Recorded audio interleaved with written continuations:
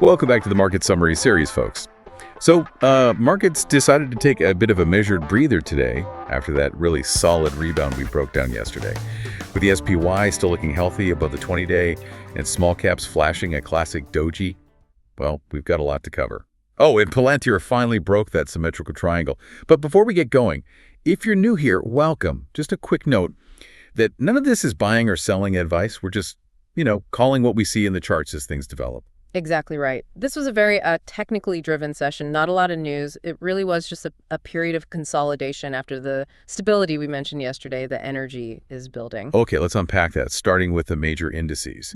The SPY held up really well. I mean, a small loss, but the key is it's staying healthy, right? Yeah. Consolidating above that 20-day moving average. It is. That's the critical part. The Dow, the DIA was pretty choppy, still wrestling below that $496.30 level.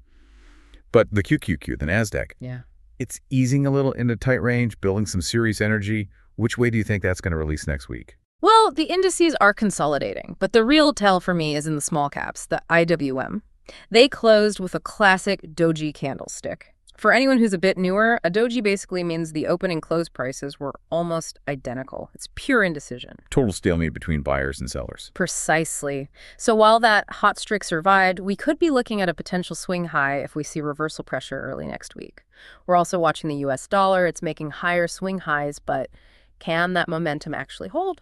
We'll see. Interesting. So let's explore what the sectors are telling us. Real estate, XLRE, had a strong pop, huge volume, and it managed to recover back inside its weekly symmetrical triangle after dipping below it.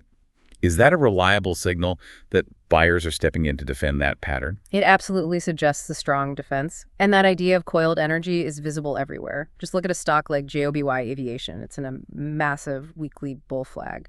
Or Big Bear AI, which is in just a beautiful symmetrical triangle consolidation. You can see the trend lines pinching the price tighter and tighter. It's a ticking clock for a big move. Speaking of big moves, Palantir, PLTR, it finally committed.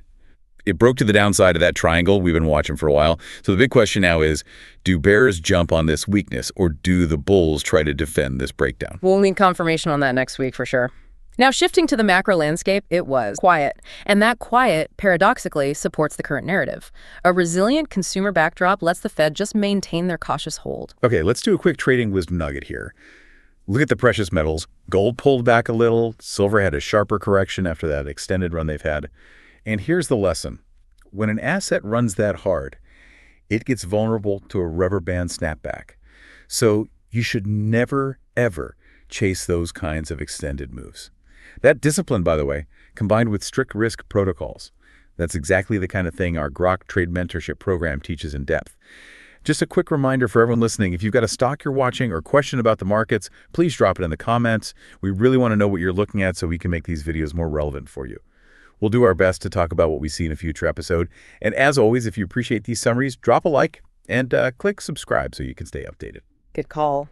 Now, over in the crypto world, Bitcoin is essentially flat. It's holding that really critical support zone, say between $96,800 and $95,000. If it can stabilize here, that's what it needs for a renewed push towards 100K.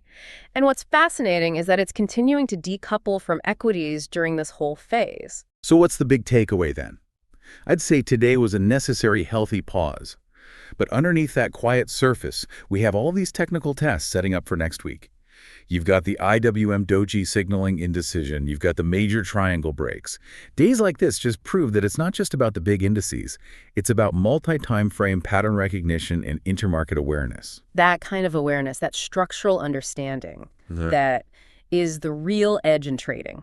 And that's what the Grok Trade Mentorship program delivers, that depth of analysis and the support to really understand not just what the charts are doing, but why they matter. Couldn't have said it better myself. Yeah. So stay disciplined, position smartly as this energy builds.